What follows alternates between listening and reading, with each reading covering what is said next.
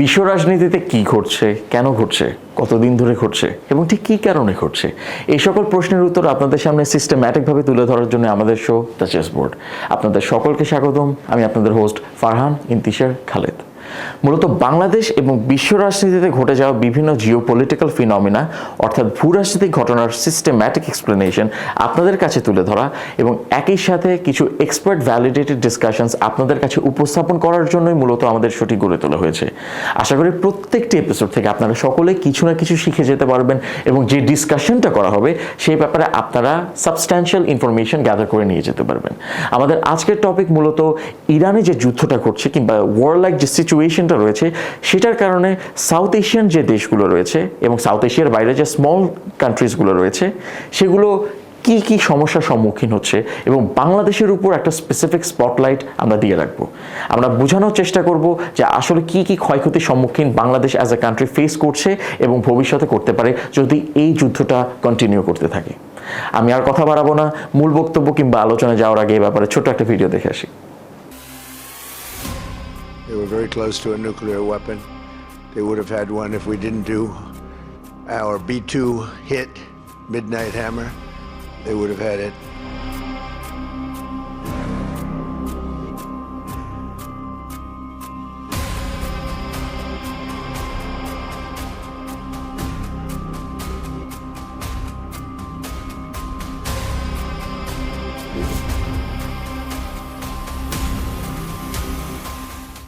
সুপ্রিয় দর্শক, আমাদের সাথে থাকার জন্য আপনাদের অসংখ্য ধন্যবাদ। আমার সাথে স্টুডিওতে উপস্থিত আছেন ডক্টর আব্দুল্লাহ আল ইউসুফ। তিনি research director at the Osmani center for peace and security studies. Sir, আপনাকে অসংখ্য ধন্যবাদ আমাদের সাথে থাকার জন্য। Thank you very much. আপনি কেমন আছেন স্যার? ভালো আছি, থ্যাংক ইউ। স্যার, আজকে খুবই পোর্টেন্ট একটা ডিসকাশনের জন্যই আপনি আমাদের সাথে জয়েন করেছেন। তো আমরা মূলত স্যার তুলে ধরার চেষ্টা করবো যে দক্ষিণ এশিয়া এবং অন্যান্য অঞ্চলে মানে ছোট রাষ্ট্রগুলো যে অঞ্চলগুলোর অংশ, তো সেই অঞ্চলগুলো এবং সেই ছোট রাষ্ট্রগুলো এই যে ইরানের যুদ্ধ ঘটে যাচ্ছে এর যে রিপারকাশনসগুলো রয়েছে সেগুলো থেকে কতটুকু ভুক্তভোগী হচ্ছে। তো তার আগে যদি আমি আপনাকে জিজ্ঞেস করি যে ইরান যুদ্ধটি, এটা তো স্যার প্রতিদিনই আপনার ইমপ্রুভমেন্ট বলে স্যার ভুল হবে, প্রত্যেক দিনই নতুন ডেভেলপমেন্টস হচ্ছে।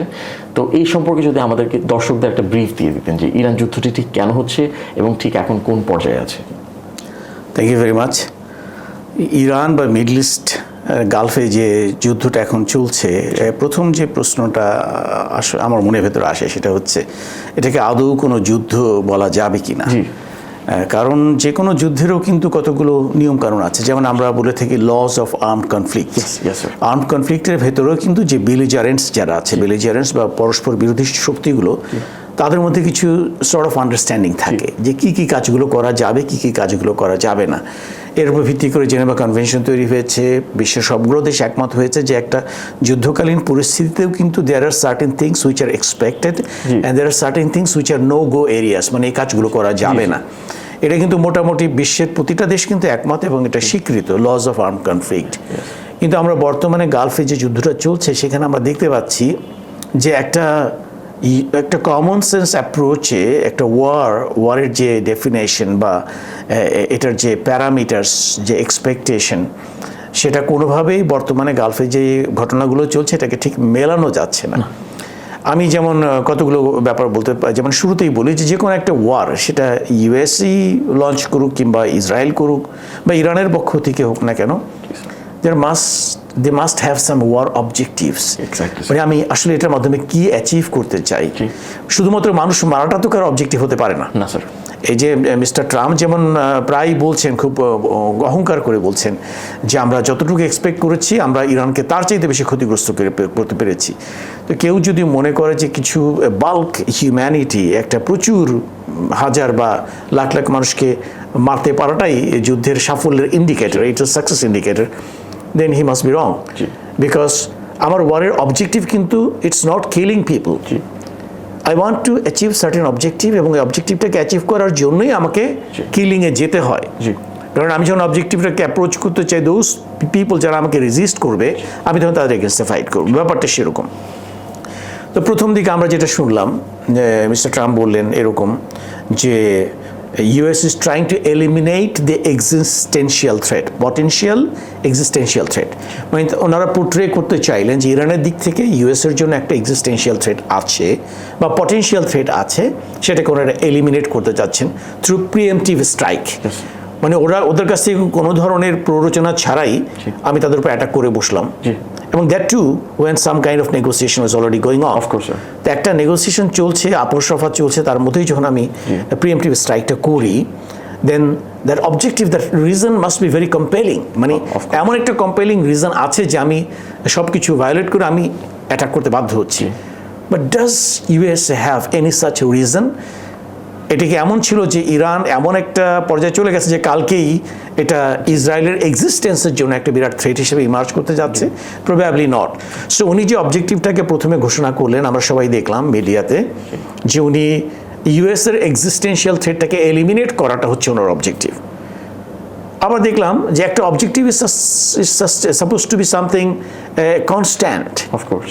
কিন্তু দেখা গেল উনি খুব অল্প সময়ের মধ্যে আবার অবজেক্টিভ চেঞ্জ করে বললেন ওনাদের ওয়ার অবজেক্টিভ হচ্ছে রেজিম চেঞ্জ, ওনারা রেজিমটাকে চেঞ্জ করতে চান। তাহলে আজকে যুদ্ধের প্রায় 12 থেকে 13 দিন পরে এসে, আজকে তো 13 দিন চলছে, আমরা প্রশ্নটা তুলতেই পারি যে ইউএসএ কি তার অবজেক্টিভটাকে অ্যাচিভ করতে পেরেছে? পারে নাই। রেজিম চেঞ্জ মানে তো শুধুমাত্র আয়াতুল্লাহ আল খামেনিকে চেঞ্জ করা না, তারা চেয়েছিল যে ওখানকার যে গভর্নেন্স সিস্টেমটা, যে ইসলামিক বিপ্লবের মাধ্যমে 1979 থেকে ওখানে যে একটা নতুন ধরনের সরকার কাঠামো যে একটা এটা তৈরি হয়েছে, সেটাকে চেঞ্জ করার জন্য তারা এটা তাদের একটা অবজেক্টিভ ছিল। কিন্তু আমরা দেখতে পাচ্ছি সেটা হয়নি। এক সুপ্রিম লিডার চলে গেছে, সে জায়গায় আরেকজন সুপ্রিম লিডার চলে আসছেন। মাঝখান থেকে আমরা কি পেলাম? We have lot of body bags.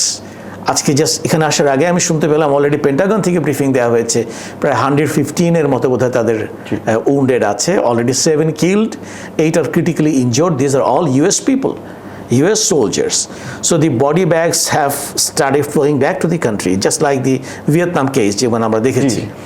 তো আলটিমেটলি এই পর্যায়ে এসে in exchange of so many losses on both the sides, ইরানের সাইডে, ইসরায়েলের সাইডে, ইউএসের সাইডে, এতগুলো লসের বিনিময়ে আমরা কি কিছু মাত্র ইউএসের পার্সপেক্টিভ থেকে যদি দেখি, have they been able to reach even, তারা কি একটু তাদের অবজেক্টিভের কাছাকাছি পৌঁছাতে পেরেছে কিনা, এটা একটা বড় প্রশ্ন। So if A conflict is without any objective, তাহলে আমার মনের ভেতর প্রশ্নটা থেকে যে আমরা এটাকে আদৌ যুদ্ধ বলতে পারি নাকি it's a mindless massacre, it's just a brutal killing of people and for nothing. Of course আমার এখানে কোনো আমি ভিজিবল কোনো অবজেক্টিভ দেখতে পাচ্ছি না।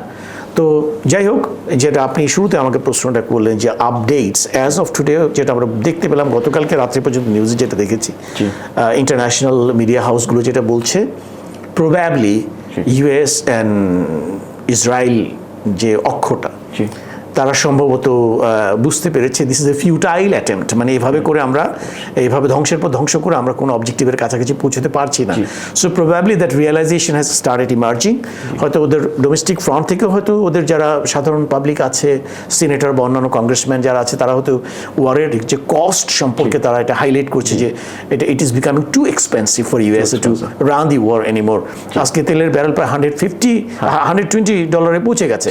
অ্যান্ড যেটা শোনা যাচ্ছে যে ইরানের টার্গেট হচ্ছে যে if the war continues, Iran এমনভাবে ওয়েলটাকে কন্ট্রোল করবে, বিশেষ করে থ্রু দি হরমুজ স্ট্রেইট, যাতে এটা $200 গিয়ে পৌঁছে পার ব্যারেল। সো আলটিমেটলি দেখা যাচ্ছে যে this is an expensive attempt, not war. This is an extensive attempt. This is a sort of success indicator is measured by the how many people have been killed on ground. যে ইরানে কতগুলো স্থাপনা ধ্বংস করতে পেরেছে, এইসব কি success indicator হিসেবে দেখানোর চেষ্টা করা হচ্ছে from the US side and Israel side.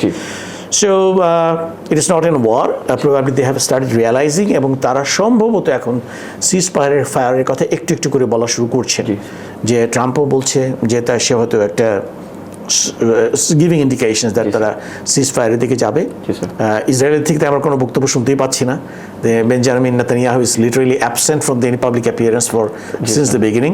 এবং এটাও স্যার অ্যাসিউম করা হচ্ছে that he has been targeted and assassinated, and Israel থেকে কোনো উচ্চবাচ্য করা হচ্ছে না এই ব্যাপারে, which is of course indeed a rumour, it has not been confirmed. তো স্যার আপনি যেটা বলছিলেন অবজেক্টিভের ব্যাপারে, এটা বিভিন্ন যে নিউজ আউটলেটসগুলো আছে তারা কিন্তু opinion editorials as well as তাদের রিপোর্টস পাবলিশ করেছে। এখানে বলাই হচ্ছে there is no singular war objective, যে এখানে ডোনাল্ড ট্রাম্পও স্পেসিফাই করে বলতে পারছেন না তার অবজেক্টিভটা কি। পিটার হেক্সেথ প্লাস হচ্ছে কি মার্কো রুবিও, যারা হচ্ছে কি আপনার secretary of war and secretary of state respectively, তারাও কিন্তু তাদের যে একটা কনসাইজ কিংবা প্রিসাইজ তারা যে অবজেক্টিভ শেয়ার করছেন তার সাথে কিন্তু ট্রাম্পের কথার মধ্যে একটা ইনকনসিস্টেন্সি পাওয়া যাচ্ছে। এবং তাদের যে কস্টটা তারা দেখাচ্ছে, এবং একটা আপনার সিক্রেট বলতে কোভার্ট কনভেনশনাল হিয়ারিংয়ে বলা হয়েছিল প্রথম 2 দিনে তাদের স্যার $5.9 বিলিয়ন শুধুমাত্র অ্যামিউনিশনে তাদের খরচ হয়েছে। তো এই ক্ষেত্রে আমরা দেখতেই পাচ্ছি আপনি যেটা বলেছিলেন যে একটা বেলিকোস সিচুয়েশন বা একটা ওয়ার লাইক সিচুয়েশন, কিন্তু আমরা কি এটাকে আদৌ ওয়ার বলতে পারবো নাকি, কারণ আমাদের তো কোনো স্পেসিফাইড অবজেক্টিভ নেই। স্যার স্পেসিফিকেশন থেকে আমরা যদি সরে আসি যে একটা অবজেক্টিভের দিক থেকে, আমরা যদি একটা কনস্টিটিউশনাল পার্সপেক্টিভ থেকে চিন্তা করি, এটাকে আমরা সেভাবে ওয়ার বলতে পারবো? কারণ যতটুকু আমরা বুঝি যে একটা যুদ্ধ ঘোষণা করার জন্য অবশ্যই কংগ্রেস থেকে কিংবা আমাদের বাংলাদেশের সংসদ থেকে কিন্তু একটা ডিক্লারেশন লাগবে যে we declare this as war. Has this been affirmed by the US Congress? True, this is again very relevant question. যেটা হয়ে থাকে অ্যাকচুয়ালি, আমি যতদূর জানি, আমি এ ব্যাপারে কিছুটা লেখাপড়া ছিল আগে, সেটা হচ্ছে যে ইউএস প্রেসিডেন্ট এককভাবে যদি ওই ধরনের ইমার্জেন্সি সিচুয়েশন কোথাও থাকে, সে এককভাবে কিন্তু একটা যুদ্ধের ডিসিশন নিতে পারে, বাট এটাকে সাবসিকুয়েন্টলি কিন্তু কংগ্রেস থেকে এটাকে র্যাটিফাই করিয়ে নিতে হয়। এবং এমন একটা প্রভিশন ছিল, I do not know whether this provision exists any more. আমি বলছি অনেক আগের কথা, আমি যখন ইউএস আমি একটা লেখাপড়া করছিলাম তখন I know about some bit of their arrangement. সেটা হচ্ছে আপ টু 6 মান্থস একটা ওয়ারকে কন্টিনিউ করার জন্য যেটা বাজেট বা যেটা প্রয়োজন হয় কনভেনশনাল একটা ওয়ার ফুটিংয়ে, সেটা খরচ করার অধিকার কিন্তু প্রেসিডেন্টকে দেয়া আছে। But if it tends to prolong, তখন কিন্তু কংগ্রেশনাল একটা অনুমোদনের প্রয়োজন হয়। এই বিষয়ে একটা জিনিস খুব গুরুত্বপূর্ণ, সেটা হলো কংগ্রেসের কাছ থেকে যুদ্ধের যে অনুমোদন নেওয়ার ব্যাপারটা। এখন ইরানকে অ্যাটাক করতে চাচ্ছে, আমি যদি প্রিএমটিভে যেতে চাই, মানে তাকে আমি কোনো প্রস্তুতি নেওয়ার সুযোগ দিতে চাচ্ছি না, সেই ক্ষেত্রে আমি যদি ফর্মালি আমার যে কংগ্রেস বা অন্যান্য জায়গাতে থ্রু ডিটেইল ডিসকাশন বা ওপিনিয়ন এক্সচেঞ্জ আমি যদি সিদ্ধান্ত নিতে যাই yes we would like to wage a war against Iran, তাহলে তো প্রিএমটিভ অ্যাটাকের যে সারপ্রাইজটা সেটা অ্যাচিভ হয়নি, because you are giving enough indications to the other side that we are going to attack you, then they start preparing for the defence. So এটা কিন্তু একটা ওয়ারের একটা কৌশল বলা যেতে পারে, যে কোনো কিছু না বলেই প্রিএমটিভ স্ট্রাইকে আমরা নর্মালি দেখেছি যে ইভেন যে মিসাইল লঞ্চিং বা যে কোনো ব্যাপারে ফার্স্ট ভলি যে পরিমাণ ক্যাজুয়ালিটি করতে পারে, সাবসিকুয়েন্ট ভলিগুলো কিন্তু ওই পরিমাণ ক্যাজুয়ালিটি তৈরি করতে পারে না, because people start they are cautioned, of course, they start defending themselves, তারা কি they seek protection, ফলে ফার্স্ট যে অ্যাটাকটা হয় বা রাউন্ড অফ ভলি যেখানে গিয়ে ল্যান্ড করে সেই রেজাল্ট আমরা সাবসিকুয়েন্টলি পাই না। So this may be this could be one of the tricks of mister Trump, যে আমরা ওদেরকে কোনো ধরনের পূর্বাভাস না দিয়েই, কোনো প্রায়র নোটিফিকেশন না দিয়ে আমরা অ্যাটাকটা করে বসি, যাতে একেবারে ফার্স্ট স্ট্রাইকে আমরা আমাদের কতগুলো কি টার্গেট, যাতে আমরা যেমন তারা ফার্স্ট স্ট্রাইকে কিন্তু তারা কিন্তু তাদের সুপ্রিম লিডারকে এলিমিনেট করে ফেলতে পারলো। So maybe that was could be one of the reason যে সে কেন এটা কংগ্রেশনাল হিয়ারিং এর দিকে যায়নি বা এই ধরনের কোনো অ্যাপ্রুভাল না নিয়ে কেন এই ধরনের, আর এই প্রভিশনটা কিন্তু আছে ইমার্জেন্সি সিচুয়েশনে for a short period president of USA can এরকম ওয়ার ওয়েজ করতে পারেন, বাট প্রলংড হলে অবশ্যই কংগ্রেশনাল অ্যাফার্মেশন বা কনফার্মেশন তার লাগবে, রাটিফিকেশনটা প্রসেসের দিকে আগাতেই হবে। বাট এখানে একটা ইন্টারেস্টিং জিনিস যে probably Mr. Trump thought that this is going to be a very short and intense war. Probably he's going to achieve his perceived objectives. I don't know what was his actual objective was. যে সে হয়তো ভেবেছে আমি খুব short এবং intense অ্যাটাকের মাধ্যমে আমার অবজেক্টিভটাকে achieve করতে পারবো। সে ভেবেছে যদি supreme leader properly he is this symbolic iconic character, তাকে ঘিরেই কিন্তু পুরো ইরানিক রেভলিউশনটাকে এখন পর্যন্ত সাস্টেইন করা হচ্ছে, রেভলিউশনারি স্পিরিটটাকে সাস্টেইন করা হচ্ছে। সো প্রবাবলি হি থট যদি আমি সুপ্রিম লিডারকে সরিয়ে ফেলতে পারি তাহলেই মানে there will be regime change, যারা রিফর্মিস্ট যারা আছে ইরানের মধ্যে তারা পথে নেমে আসবে, তারা সরকারের পরিবর্তন চাবে, সে ভেবেছিল, বাট সেটা হয়নি। উল্টো কিন্তু ইউনিটি বেড়ে গেছে স্যার, ও ইউনিটিটা বেড়ে গেছে। এবং আরেকটা ইন্টারেস্টিং ব্যাপার হচ্ছে এখানে ট্রাম্প চেয়েছে বা ইউএস এবং ইসরায়েলি অ্যাক্সিস চেয়েছে এটাকে একটা short and intense decisive war করার জন্য। অন দি আদার হ্যান্ড ঠিক উল্টোটা করছে অ্যাজ এ কাউন্টার স্ট্র্যাটেজি। এখানে ইরান চাচ্ছে যে ওয়ারটাকে প্রলং করার জন্য। They want to transform it into a war of attrition, একটা protracted war. Protracted war যেটা প্রয়োজন হয়, you need to sustain, তোমাকে টিকে থাকার যে ব্যাপারটা, সার্ভাইভ করার ব্যাপারটা, which probably the US and Israeli forces that thought that Iran doesn't have the enough capability to sustain the war beyond say 10, 15, 20 days. But on the other hand, Iran বলছে যে তারা 6 মাস তো বটেই, তারা চাইলে 2 বছর যুদ্ধটাকে টেনে নিয়ে যেতে পারে। And war of attrition হয় কি, ইউএস এবং ইসরায়েল তাদের financial yet a loss-টা, it keeps piling up. Every day, if you want to continue the war, every day, every single piece of missile you are launching, that involves money. Of course. এবং এটাতে কিন্তু US এর যে সাধারণ জনগণ, তাদের উপরে, তাদের ট্যাক্সের উপরে কিন্তু এটা প্রেশারটা পড়ছে। আমরা যেরকম আমাদের নিজেদের ক্ষতির কথা চিন্তা করছি, ইউএসএতেও কিন্তু যখনই এরকম huge amount of dollars being drained away for sustaining the war, they start feeling the pain. So probably the US এবং ইসরায়েল তারা স্পেশালি ইউএস চাবে না। আমরা যতদূর জানি অলরেডি কংগ্রেস থেকে কিন্তু এই ব্যাপারে প্রচুর প্রোটেস্ট উঠছে যে আমরা it's becoming too expensive. So এখানে আমরা দুটো পরস্পর বিরোধী আমরা স্ট্র্যাটেজি দেখতে পাচ্ছি, যে one party wants to carry it short, খুব দ্রুত এটাকে শেষ করে দিতে যাচ্ছে, একটা কুইক ভিক্টরি পেতে যাচ্ছে, আর আরেকটা সাইড চাচ্ছে না, we are ready to fight for as long as the war demands. Of course, sir. Sir, আমি যদি এখন আপনাকে জিজ্ঞেস করি যে গ্লোবাল সাপ্লাই চেইনে এই যুদ্ধটা কিংবা এই ওয়ার লাইক সিচুয়েশনটা কতটুকু এফেক্ট রাখছে? গ্লোবাল সাপ্লাই চেইন বলতে আমরা যদি দেখি পুরো পৃথিবীতে যে পরিমাণ তেল সরবরাহ হয়, তার 20% কিন্তু it passes through the Hormuz, strait of Hormuz. যে পার্সিয়ান গালফ থেকে স্ট্রেইট অফ হরমুজ দিয়ে 20% গ্লোবাল অয়েল ওদিক দিয়ে পাস হয়ে থাকে। So this is one part of it. We are not talking about the oil only, যে শুধুমাত্র তেলের উপরে যে ইম্প্যাক্টটা আসছে তা না। আমরা গ্লোবাল সাপ্লাই চেইনের কথা যদি বলতে থাকি, even if you think about the huge people, মানে কি বলবো, ট্রাভেলিং অ্যাক্রস দি ওয়ার্ল্ড, আমরা যদি ওয়েস্ট থেকে আমরা যদি ইস্টে, আমাদের সাউথ ইস্ট এশিয়া বা এই পার্ট থেকে যে পরিমাণ প্রতি বছর যে ছাত্ররা লেখাপড়া করতে ওয়েস্টে যাচ্ছে, যে পরিমাণ বিজনেস পারসনস গোয়িং, যে পরিমাণ tourists going and coming from those areas, আমাদের এদিকে যারা আসছে, আমাদের মাইগ্রেন্ট ওয়ার্কার যারা, মানে এই যে টোটাল একটা flow of people, ideas, commodities across এই সেন্ট্রাল লোকেশনে, যে আমাদের যে গালফ এরিয়ার, অ্যাক্রস গালফ এরিয়া, ইস্ট এবং ওয়েস্টের মধ্যে যে একটা transportation, movement of people, commodities, ideas and everything, that has come to a standstill. Even আমি খুব সিম্পল একটা এক্সাম্পল দিয়ে যদি বোঝানোর চেষ্টা করি, বাংলাদেশ থেকে বা সাউথ এশিয়া থেকে যত ফ্লাইট ওয়েস্টে যাচ্ছে, America, north America, south America, যেখানে যাচ্ছে, তার ইনভ্যারিয়েবলি তার একটা কিন্তু ট্রানজিট পয়েন্ট হচ্ছে ইদার কাতার অথবা দুবাই, আবুধাবি, এই সমস্ত জায়গাতে ট্রানজিট হয়ে থাকে আমাদের প্রতিটা এয়ারক্রাফটেরই।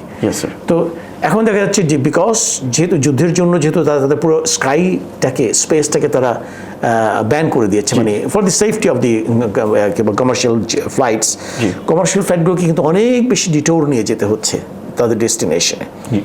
So they are travelling longer route, that again involves more fuel expenditure. Of course. তো সাপ্লাই চেইন এটা একটা সবচেয়ে বড় দিক, যেহেতু আমাদের ট্রেড এবং কমোডিটি একটা বড় পার্টি এই রুট দিয়ে যাতায়াত করে থাকে, এবং এই রুটটার ভেতরে একটা চোক পয়েন্ট হিসেবে বসে আছে স্ট্রেইট অফ হরমুজ, ছোট্ট একটা জায়গা, এবং এইটার নিয়ন্ত্রণটা যেহেতু one of the warring sides, Iran is in total control of this, and they don't want to let other people, especially the hostile forces, to use this channel for whatever purpose, commercial হোক বা civilian purpose, যে কোনো পারপাসে হোক, তারা তো ডিক্লারই করে দিয়েছে এদিক দিয়ে কোনো ইউএস কিংবা ইসরায়েলি শিপকে তারা লেজিটিমেট টার্গেট হিসেবে কনসিডার করবে। Any US or Israeli ship seen in the state of Hormuz will be considered as a legitimate target by the Iran. That's what they have demanded.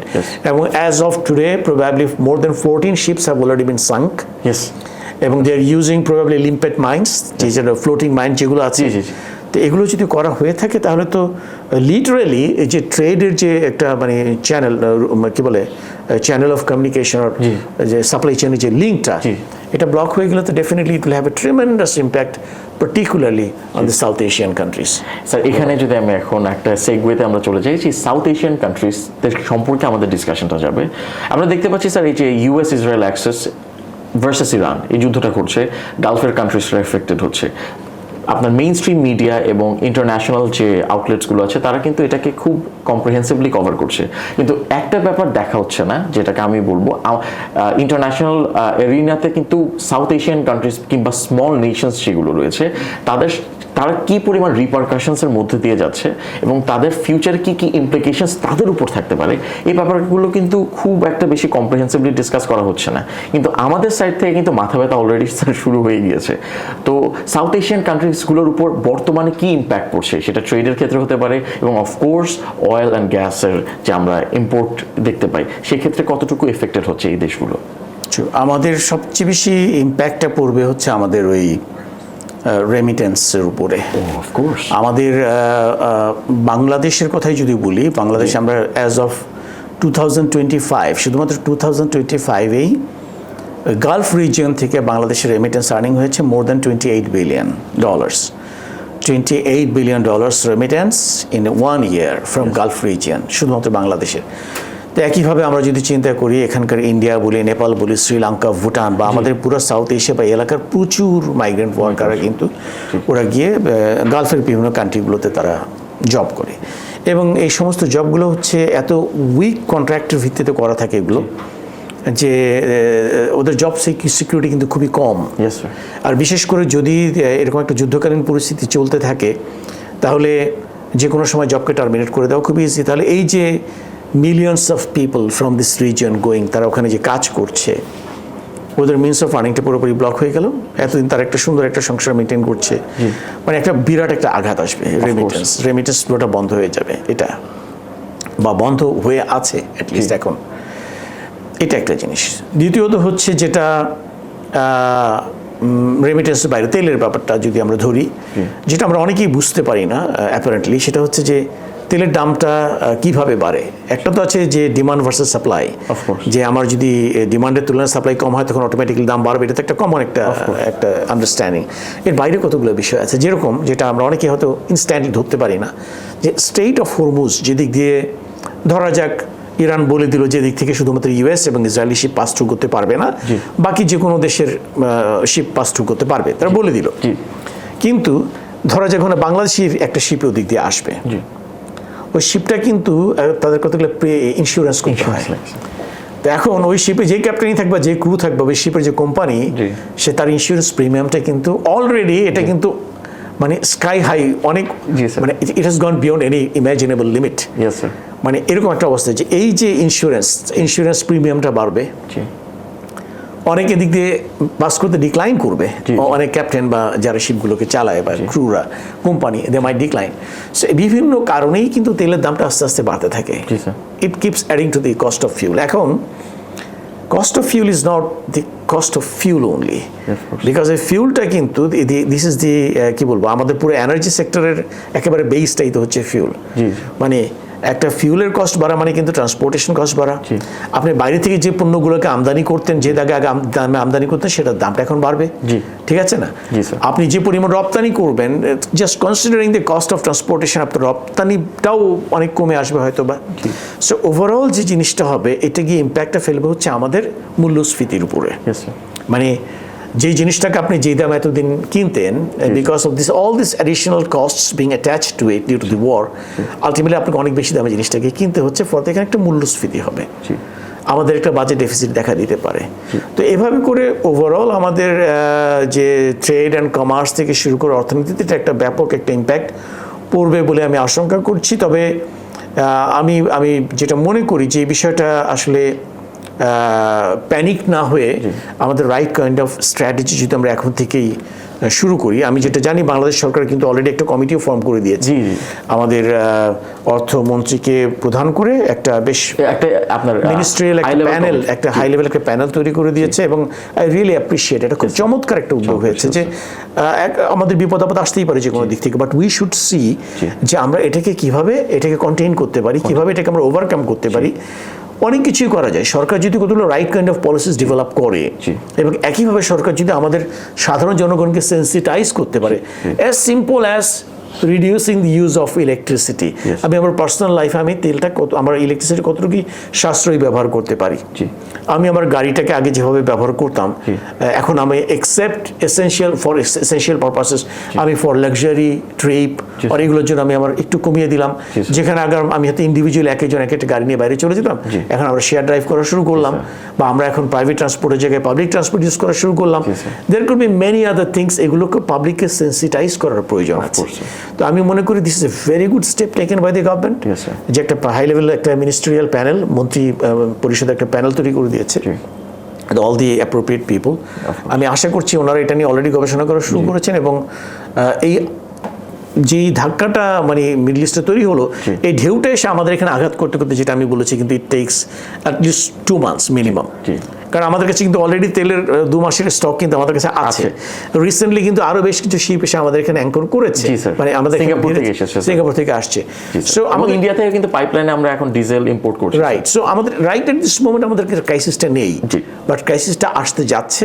সেটার জন্য যাতে এখন থেকে আমরা আমাদের রাইট কাইন্ড অফ স্ট্র্যাটেজি তৈরি করতে পারি, এই ব্যাপারে আমি মনে করি সরকার কাজ করছে, এবং I hope we can overcome, আমরা এটাকে ওভারকাম করতে পারবো। স্যার, আপনি যেটা বলেছেন যে আপনার আমাদের যে মিনিস্ট্রিয়াল কমিটিটা তৈরি করা, সেটা কিন্তু শুধুমাত্র ইরানের জন্য না, বরং ইন্টারন্যাশনালি যে কনফ্লিক্ট সিচুয়েশনসগুলো আছে, ওয়ার লাইক সিচুয়েশনস কিংবা ডিরেক্ট ওয়ার্স যেগুলো আছে, সেগুলো তারা আমরা কীভাবে ইম্প্যাক্টেড হচ্ছি সেটাকেও কিন্তু তারা অ্যানালিসিস করে নিবে, এবং সেই অনুযায়ী একটা আমাদের কী কী স্টেপস অ্যাপ্রোচ করা উচিত সেই ব্যাপারগুলো ডিসকাস করবো। আশা করি খুব শীঘ্রই আমরা ভালো নিউজ শুনতে যাচ্ছি। তো স্যার, আমরা যে তেল, গ্যাস, অকটেন প্লাস হচ্ছে আপনার ফার্নেস অয়েল, তারপর জেট ফিউল, সব কিছু কিন্তু আমরা স্যার ইম্পোর্ট করে থাকি। এখন খুব রিসেন্টলি স্যার এটা ইরান থেকে বলা হয়েছে, আমাদের যদি কোনো ভেসেল কিংবা আপনার container ship strait of Hormuz দিয়ে চলাচল করে, তাহলে অবশ্যই ইরান আমাদেরকে সেফ প্যাসেজ এনশিওর করবে। এটা ইরানিয়ান সাইড থেকে কনফার্ম করা হয়েছে। হাউএভার আমাদেরকে অবশ্যই বিফোর হ্যান্ডে জানাতে হবে, তাদেরকে ইনফর্ম করতে হবে যে বাংলাদেশি আপনার ফ্ল্যাগ বিয়ারিং কোনো একটা ভেসেল সেখান দিয়ে ট্রানজিট করার চেষ্টা করছে। স্যার, এই ইন্স্যুরেন্সটাকে বা অ্যাসুরেন্সটাকে আমরা কতটা হেভিলি নিতে পারি? এটা কি স্যার আসলেই তাদের পক্ষ থেকে স্ট্রিক্টলি মেনটেন করা হবে? তাদের পক্ষ থেকে হয়তো স্ট্রিক্টলি মেনটেন করা হবে। This is very good gesture on the part of Iran. But এখানে বিষয়টা হচ্ছে কি, আমরা যখন একটা মোটা দাগে একটা পলিসির কথা বলি যে আমরা এখন থেকে বাংলাদেশি ফ্ল্যাগ বিয়ারিং শিপকে আমরা সেফ প্যাসেজ দিব, ইট সাউন্ডস ভেরি গুড না? অফকোর্স। বাট যখন আমরা প্র্যাকটিক্যালি যখন জিনিসটা দেখতে যাই, তখন কতগুলো অ্যাসোসিয়েটেড ট্রাবল উঠে আসে, যে বাংলাদেশি ফ্ল্যাগ বিয়ারিং শিপ সে কি কমোডিটি ক্যারি করছে, কাদের জন্য ক্যারি করছে। এখন দেখা যাক বাংলাদেশি কোনো শিপে, হাইপোথেটিক্যালি বাংলাদেশি শিপে করে আমি কোনো একটা কমোডিটি নিয়ে যাচ্ছি যেটার পোর্ট অফ ডেস্টিনেশন হচ্ছে ইসরায়েল কিংবা ইউএসএ, তখন কি ইরান এটাকে অ্যালাউ করবে? এটা বোঝার ব্যাপার আছে। কিন্তু ভেরি ইন্টারেস্টিং কোয়েশ্চেন স্যার।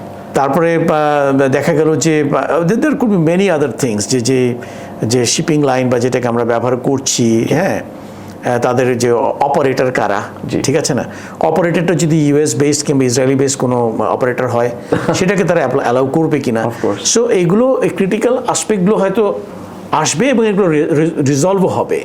কিন্তু ফর টাইম বিং যে এই যে তারা একটা জেস্টার দেখিয়েছে যে তারা আমাদেরকে ছাড় দিবে, তো দিস ইজ এ ওয়েলকাম, আমি বলবো যে একটা কি বলবো, একটা ওয়েলকাম অ্যাপ্রোচ। জি স্যার, সুন্দর একটা অ্যাপ্রোচ। বাট এটাকে আমার এত বেশি আশান্বিত হওয়ার আমি মনে করি এখনো সময় আসেনি। We have to wait and see. অনেক মাইনর ডিটেলস থাকে যেগুলো থেকে কনফ্লিক্টটা তৈরি হয় আবার। যে আমরা তো বলেছি তোমাদের শিপকে আমি পাস করতে দিব, কিন্তু শিপে করে তো তুমি কতগুলো এমন কিছু পণ্য নিয়ে যাচ্ছ এমন একটা দেশের জন্য যে দেশটা আমার এগেনস্টে যুদ্ধ করছে। আর তারা তো এখন শুধুমাত্র ইসরায়েল এবং ইউএসএ কে ধারণা করছে না, গালফের যতগুলো কান্ট্রি আছে ওখানে যতগুলো ইউএস বেস আছে, যে বেসগুলো থেকে আজকে ইরানের উপর অ্যাটাক চালানো হচ্ছে, যতগুলো সার্ভেইলেন্স স্টেশন আছে, ধরো যাক ওখানকার কোন একটা সার্ভেইলেন্স স্টেশনের জন্যই কোন একটা ইকুইপমেন্ট বা অ্যাপারেটাস কিছু একটা হয়তো ক্যারি করে নিয়ে যাওয়ার প্রয়োজন হচ্ছে, তখন ওই শিপটা কি ব্ল্যাকলিস্টেড নয় এমন কোনো কান্ট্রি থেকে আসছে তার চাইতেও বেশি কনসার্ন হয়ে যাবে ওটা কি কমোডিটি ক্যারি করছে, কাদের জন্য ক্যারি করছে। সো এটা আমার মনে হয় it's too early to be very happy and then again we are happy that at least আমাদেরকে ছাড়টা দেওয়া হয়েছে। At least there is an assurance. Right. Sir আমরা তো মিডল ইস্ট থেকে যদি পার্টিকুলারলি বলি Iran, Oman, Qatar, Saudi Arabia এই কান্ট্রিগুলো থেকে আমরা অয়েল এবং গ্যাস ইম্পোর্ট করে থাকি। এখন বর্তমানে যে অবস্থা দেখা গিয়েছে আমার প্রত্যেকটা দেশে, এমনকি ইন্ডিয়াও কিন্তু অল্টারনেট সোর্সেস, তারা ইউএসএ, অস্ট্রেলিয়া, কানাডা তাদের সাথে কিন্তু কথা বলছে স্যার যে like we would like to import as an alternative, তারা অয়েল ইম্পোর্ট করবে। তো স্যার আমরা কিন্তু এই কয়টা দেশ ছাড়াও রিফাইন্ড ফিউল চায়না থেকে ইম্পোর্ট করে থাকি, ইন্দোনেশিয়া, মালয়েশিয়া, থাইল্যান্ড, তারপরে খুব সম্ভব সিঙ্গাপুর অফকোর্স, সেখান থেকে আমরা অলরেডি আপনার ইম্পোর্ট করে থাকছি। এই অল্টারনেট সোর্সগুলো কি মানে আমাদের জন্য কস্ট এফেক্টিভ হবে ফর দ্য টাইম বিইং নাকি sir? It's a very genuine question. এটাও কিন্তু আমার মনে হয় এখানে একটা শুভঙ্করের ফাঁকির মতো ব্যাপার আছে। শুভঙ্করের ফাঁকিটা কীরকম যে একটু আগে আমরা শুরুটা করলাম যেখান থেকে যে গ্লোবাল সাপ্লাই চেইন পুরোটাই এফেক্টেড হচ্ছে। আমার ধরা যাক পুরো গ্লোবালি আমাদের কি পরিমাণ ফিউল আমাদের প্রয়োজন হয় দৈনিক ভিত্তিতে বা সাপ্তাহিক বা মাসিক ভিত্তিতে, এটা তো একটা ক্যালকুলেশন আছে। গ্লোবাল ডিমান্ড, তার যে ডিমান্ডটা থাকে পুরো গ্লোবালি, সেভাবেই তো অয়েল প্রডিউসিং কান্ট্রিগুলো তো ওই পরিমাণ তেলই তো তারা উত্তোলন করে, তারা তো আনলিমিটেড উত্তোলন করে না। কতটুকু তেল তোলা হবে খনি থেকে সেটাও কিন্তু কন্ট্রোল করা হয় টু কন্ট্রোল দি মার্কেট, যাতে করে বাজারে তেলের প্রাইস একদম অ্যাবনর্মালি ফল না করে আবার অ্যাবনর্মালি উঠে না যায়। এটা কিন্তু একটা কন্ট্রোল মেকানিজম ওদের কাছে আছে। তো এখন এই পুরো মিডল ইস্টের যে গালফ রিজিয়নে যারা মোস্টলি যারা অয়েল প্রডিউসিং কান্ট্রি, তারা এখন একটা যুদ্ধকালীন অবস্থার মধ্যে যাচ্ছে। তার মানে কি আমার পুরো গ্লোবালি কিন্তু আমার এখানে একটা সাপ্লাইতে একটা শর্টেজ দেখা দেবে পুরো গ্লোবালি। এখন আমি চায়না থেকে বা ইন্দোনেশিয়া থেকে বা কোত্থেকে আনতে যাব, কিন্তু ফ্যাক্টটা হচ্ছে ওইখানেও কিন্তু তেলের দামটা বাড়ছে। কারণ মূল সাপ্লায়ার যারা, তারাই তো এখান থেকে, আমি যদি 20%ও ধরে নেই, মানে 20% সাপ্লাই যদি টোটালি ব্লকড হয়ে যায়, তাহলে পুরো গ্লোবালি তো এটার ইফেক্ট আমরা সবাই ফিল করব। তো আমি তো এই গ্লোবাল সিস্টেমের বাইরের কেউ না। সো আমি অল্টারনেটিভ যে সোর্সে যাই না কেন আমাকে অ্যাডিশনাল প্রাইসটা পে করতেই হবে। এখন একটা প্রশ্ন হতে পারে যে আমি অ্যাডিশনাল প্রাইস পে করবো, কিন্তু অ্যাডিশনাল প্রাইস পে করার পর আমি জিনিসটা পাবো কিনা, অফকোর্স এটা একটা বড় জিনিস বা বড় প্রশ্ন হয়ে দাঁড়াবে। সেই ব্যাপারটাতে আমাদেরকে এখন থেকে নেগোশিয়েট করা দরকার। তবে আমি সম্পূর্ণ ভিন্ন একটা দিকে ইঙ্গিত দিতে চাচ্ছি, সেটা হচ্ছে আমরা লং টার্ম, এটা কিন্তু ইমিডিয়েটলি করার মতো কোনো ব্যাপার না। লং টার্মে যেটা হতে পারে সেটা হচ্ছে আমরা চিরকালই কিন্তু গ্রিন এনার্জির কথা বলে আসছি, গ্রিন এনার্জির কথা বলে আসছি, গ্রিন এনার্জির কথা বলেই আসছি আমরা, কিন্তু প্র্যাকটিক্যালি আমরা কতটুকু ইমপ্লিমেন্ট করতে পেরেছি এটা বোধহয় একটু রিথিঙ্কিংয়ের প্রয়োজন আছে। আমরা যদি কখনো আগে যদি ফোরকাস্ট করতে পারতাম যে ভবিষ্যতে কখনো এরকম একটা সিচুয়েশন হবে যখন আমি অনেক অর্থ, মানে অনেক দাম প্রাইস পে করার জন্য রেডি হয়ে বসে থাকলো, আমাকে কেউ তেল দিচ্ছে না, বিকজ তেল নাই, সেই ক্ষেত্রে আমি কি করব? আমাকে অল্টারনেটিভে যেতে হবে। অল্টারনেটিভে যেমন আমি বাংলাদেশের কথাই যদি ধরি, আমাদের একটা রূপপুর একটা নিউক্লিয়ার পাওয়ার প্ল্যান্ট আমাদের রয়েছে, the greenest form of energy, এবং এগুলো যদি পুরোপুরি যদি চালু রাখা যায় তাহলে প্রবাবলি আমাদের অ্যাটলিস্ট যে হিউজ পরিমাণ যে ফার্নেস ফুয়েল আমাদের দরকার হয় ফর ওই যে ইলেকট্রিসিটি জেনারেশন, অ্যাটলিস্ট ওই জায়গাটা থেকে আমাদের চাহিদাটা একটু কমলো। ঠিক আছে না? তারপরে এখন তো আজকাল যে হাইব্রিড কার বা অন্যান্য যে সমস্ত মডেল চালু হচ্ছে, যে ব্যাটারির মাধ্যমে গাড়িটা চালানো, আমাদের ফুয়েল কনজাম্পশন কীভাবে আমরা রিডিউস করতে পারি, ফুয়েল ডিপেন্ডেন্স কীভাবে রিডিউস করতে পারি, আমার মনে হয় এই অল্টারনেটিভগুলো আমাদের ইন এ লং রান আমাদের চিন্তা ভাবনা শুরু করার সময়টা চলে আসছে। আর বাকি যেটা আপনি বললেন যে আমরা অল্টারনেটিভ সোর্স থেকে কেনা, সেটা তো চেষ্টা অব্যাহত আছে। ওপেন মার্কেট, বিভিন্ন জায়গা থেকে আমরা ওপেন মার্কেট থেকে যে প্রকিউরমেন্টের যে ব্যাপারটা, সেটা তো আমরা অল্টারনেটিভ সোর্সগুলো আমাকে সার্চ করতেই হবে এখন থেকে। বাট আমরা ভেরি অপটিমিস্টিক, তারাও হয়তো সাপ্লাইটা দিতে পারবে না। আচ্ছা স্যার, আমরা তো তেল এবং গ্যাসের কথা বলছি, এখন আমরা যদি বাংলাদেশের ইকোনমির কথা বলি, আমাদের এক্সপোর্টসের কথা বলি, middle east countries in particular, আমাদের কিন্তু এক্সপোর্টে 2% হোল্ড করে $800 to $900 million। এর মধ্যে অধিকাংশ স্যার 60% খুব সম্ভবত RMG, আমাদের রেডিমেড গার্মেন্টস প্রোডাক্টস, দেন তারপর আমাদের ফ্রোজেন ফুডস আছে এবং এগ্রিকালচারাল প্রোডাক্টস আছে। এখানে এগ্রিকালচার কথা বলতে হয় স্যার, যেহেতু এগুলো পেরিশেবল আইটেমস, এগুলো আমরা বেশি দিন স্টকে বা স্টোরেজে রাখতে পারবো না। তো সেক্ষেত্রে কিন্তু আমরা দেখতে পাচ্ছি আমাদের দেশ থেকেও কিন্তু বিভিন্ন আউটলেটে বা নিউজ আউটলেটে বলা হচ্ছে যে আমাদের কিছু শিপিং লাইন্সগুলো ডিক্লাইন করে দিয়েছে, তারা হচ্ছে ওই রুটে এখন যাবে না। তো আমাদের ট্রেড অ্যান্ড কমার্স কিন্তু এফেক্টেড হচ্ছে। তো এই এফেক্টের ইন্টেন্সিটিটা এখন কেমন আছে এবং আপনার কি মনে হয় স্যার, এটা ফিউচারে আরো খারাপের দিকে আগাতে পারে নাকি? আমাদের এক্সপোর্ট, আমাদের ডেস্টিনেশনগুলো তো mostly to the West. Actually আমাদের এক্সপোর্ট ডেস্টিনেশন কিন্তু মিডল ইস্ট না, বাট আমাদেরকে স্বভাবতই আমাদেরকে যেতে হয়, ওদিক দিয়ে যেতে হয়। বাট আমাদেরকে definitely we don't go have to go inside the Gulf. আমরা তো রেড সি দিয়ে চলে যাই, রেড সি দিয়ে ওদিক দিয়ে, সুয়েজ দিয়ে ওদিক দিয়ে আমরা মেডিটেরিয়ান দিয়ে চলে যেতে পারি। সো অ্যাটলিস্ট গার্মেন্টসের ব্যাপারে এটার ইম্প্যাক্টটা কতটুকু পড়বে, এটা অন্য দিক থেকে পড়তে পারে। যে পারচেজিং পাওয়ার, যেটা যে যুদ্ধের কারণে তো ওয়েস্টের আমাদের যে ডেস্টিনেশনগুলোতে গার্মেন্টস প্রোডাক্টগুলো যায়, এটা কিন্তু তাদের পারচেজিং পাওয়ারটাকেও কিন্তু এটা এফেক্ট করবে। যেমন আমরা ইউএসএতেই আমি গতকালকেই দেখলাম যে ওদের যুদ্ধের আগে ওদের আমি গ্যালন পর্যায়ে চলে যাই, 1 গ্যালন ওদের গ্যাস মানে গ্যাসোলিন সম্ভবত 2.58 or সামথিং ছিল, এখন এটা 3 something, অলমোস্ট 20% দাম বেড়ে গেছে আর কি। তো এইটা তো ইউএসএর একজন কমন সিটিজেন, যে তার লাইফস্টাইলটাকে এটা এফেক্ট করছে। ইউরোপের গ্যাস সাপ্লাই, যে কাতার যদি গ্যাস সাপ্লাই বন্ধ করে দেয় বা অলরেডি বন্ধ করে দিয়েছে, কাতারের গ্যাসের উপর কিন্তু ইউরোপিয়ান কান্ট্রির একটা বিশাল অংশ কিন্তু নির্ভর করে। So it is going to impact on their personal life. পুরো ওয়েস্টের লোকের পার্সোনাল লাইফকে এফেক্ট করছে, তাদের পারচেজিং পাওয়ার ফল করবে। ফলে আগে আমরা যেই পরিমাণ, যে আমরা যে মার্কেটটা ওখানে ছিল, মার্কেটটা একটু শ্রিঙ্ক হয়ে আসবে, ডিমান্ড কমবে। এটা খুব সিম্পল একটা জিনিস। আগে সে হয়তো বছরে কথার কথা জাস্ট একটা এক্সাম্পল হিসেবে বলছি, 5টা শার্ট যে কিনতো, সে এখন 2টো শার্ট কিনবে। তারা তো পারচেজিং পাওয়ারটা কমে আসছে বিকজ অফ দিস ওয়ার। এছাড়া so far as the transportation is concern, যে ফুয়েল কস্টিং বা ওগুলো ছাড়া দাম বাড়বে, বাট এটা অন্য কোনো ইম্প্যাক্ট আমি ফোরসি করছি না। দাম বাড়বে বিকজ আমি ট্রান্সপোর্ট করতে গেলেও তো আমাকে সেই শিপমেন্টে করে পাঠাই, যেখানে পাঠাই সেখানে তো আলটিমেটলি সেই fuel cost is involve, transportation cost fuel কস্টের উপর ডিপেন্ডেন্ট। তো আলটিমেটলি তো আমি যেই প্রোডাক্ট আমি সাপ্লাই দিচ্ছি, এটা আরেকটা জিনিস হতে পারে আমি ভয় পাচ্ছি, সেটা হচ্ছে যে গার্মেন্টসগুলো তারা এখন ওখানে সাপ্লাই দেবে, এটার কন্ট্রাক্টটা তো হয়েছিল আরও আগে, যুদ্ধের আগে। তখন যে এগ্রিমেন্টটা হয়েছিল, এখন তো তাকে অনেক বেশি দাম এটাকে পাঠাতে হচ্ছে, ফলে এখানে একটা লস ইনকার করার সম্ভাবনা অবশ্যই থাকবে। Of course sir. স্যার, এই এপিসোডটার আমি যদি লাস্ট কোয়েশ্চেনটা আপনাকে করি, বাংলাদেশ এবং এই সাউথ এশিয়ান কান্ট্রিজগুলোর কথাই তো আমরা বলছিলাম, এই দেশগুলো তাদের অয়েল এবং গ্যাসের ইম্পোর্ট আপনার স্মুথ সেলিং রাখার জন্য, এবং একই সাথে তাদের স্পেসিফিকলি শুধুমাত্র মিডল ইস্টের কথাই বলছি, মিডল ইস্টার্ন কান্ট্রি কিংবা গালফ কান্ট্রিজে তাদের যে এক্সপোর্টসগুলো রয়েছে সেগুলোকে স্মুথ সেলিং রাখার জন্য কি পদক্ষেপ গ্রহণ করতে পারে, এবং স্পেসিফিক্যালি বাংলাদেশের গভর্নমেন্টের বর্তমানে কি পদক্ষেপগুলো গ্রহণ করা উচিত? আমরা তো অলরেডি একটা কমিটি ফর্ম করেছি এক্সপোর্টটাকে স্মুথ রাখার জন্য, এক্সপোর্টটাকে, এবং অবশ্যই আমাদের অয়েল এবং গ্যাসের যে ইম্পোর্টসগুলো রয়েছে, যাতে করে স্যার দামটা আপনার খুব একটা ফ্লাকচুয়েট না করে। সেক্ষেত্রে যদি পার্টিকুলারলি বাংলাদেশের গভর্নমেন্টের পার্সপেক্টিভ থেকে বলে আমরা কি করতে পারি? যদি অয়েল প্রাইসটা ফ্লাকচুয়েট না করে এটা এনশিওর করতে চাইলে তো সরকার একটা কাজই করে থাকে, সাবসিডি দিয়ে থাকে সাধারণত। এখানে 2টা ডাইমেনশন আছে। একটা হচ্ছে how do we negotiate with the external pay, আমরা যাদেরকে পাঠাচ্ছি তাদের সঙ্গে আমাদের নেগোসিয়েশনটা কী হবে, আর আমার ইন্টারনাল ডোমেস্টিক্যালি আমার কনজিউমারের সঙ্গে আমার নেগোসিয়েশনটা কীরকম হবে। এখানে 2টো আসপেক্ট। তো আমরা ইন্টারন্যাশনাল মার্কেটের সঙ্গে আমার কীভাবে আমরা নেগোশিয়েট করবো, এই ব্যাপারে আমি আসলে অত বিস্তারিত বলতে পারবো না, because I don't deal with that subject. ওটার সম্পর্কে আমার তেমন একটা ভালো ধারণা নেই। আমি যতদূর জানতাম যে আমাদের এগুলো সাধারণত ওপেন মার্কেট বিডিংয়ের মাধ্যমে কেনা হয়। আমাদের তেল বা গ্যাসগুলো আমাদের কোনো পার্মানেন্ট কন্ট্রাকচুয়াল বেসিসে আমরা কিনি না, আমরা ওপেন মার্কেট থেকে বিডিংয়ের মাধ্যমে কিনে থাকি।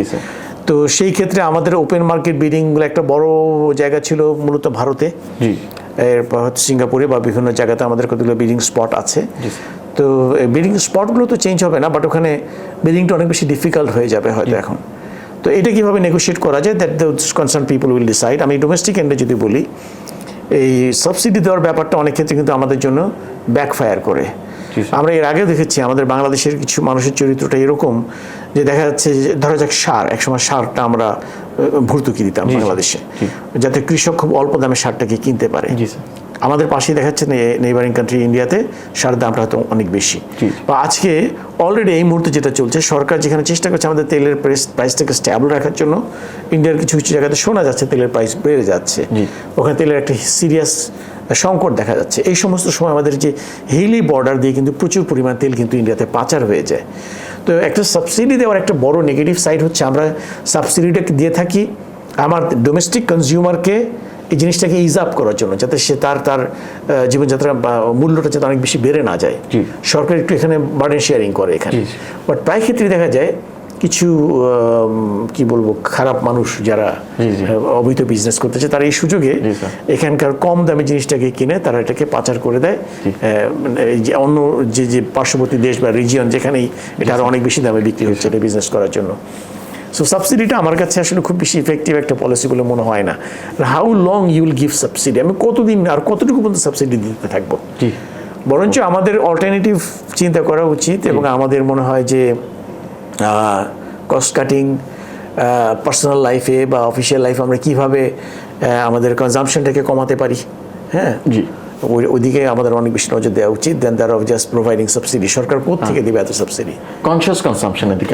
Exactly. Thank you so much sir. আমরা তাহলে যা কিছু জানতে পারলাম এটা আসলে খুবই এফেক্টিভ এবং আমি বলবো যে আমাদের দর্শকদের বোঝা উচিত যে আপনি সাবসিডি নিয়ে যে কথাটা বললেন এবং যে রিপারকাশনস নিয়ে যে কথাগুলো বললেন, এগুলো সম্পর্কে আমরা যতটা বেশি ইনফর্মড হতে পারবো ততটা বেশি আমরা কনসিয়াস কনজিউমার হতে পারবো। স্যার আপনাকে অসংখ্য ধন্যবাদ এবং অবশ্যই নেক্সট এপিসোডে আমার সাথেই থাকবেন। Thank you. অফকোর্স। তো সুপ্রিয় দর্শক, আপনাদের অসংখ্য ধন্যবাদ আমাদের সাথে থাকার জন্য। যদি আমাদের এপিসোডগুলো ভালো লেগে থাকে এবং আমাদের ডিসকাশনগুলো ইনফরমেটিভ লিখে থাকে আপনাদের, অবশ্যই আমাদের ফেসবুক এবং ইউটিউব পেজে যাবেন এবং লাইক এবং সাবস্ক্রাইব করবেন রেসপেক্টিভলি, এবং কমেন্ট করে জানাবেন আপনারা পরবর্তীতে কেমন ডিসকাশনস দেখতে চান, এবং যদি আপনাদের কোনো ধরনের স্পেসিফিক ডিসকাশন মাথায় থাকে সেটি আমাদের অবশ্যই জানাবেন। Thank you so much.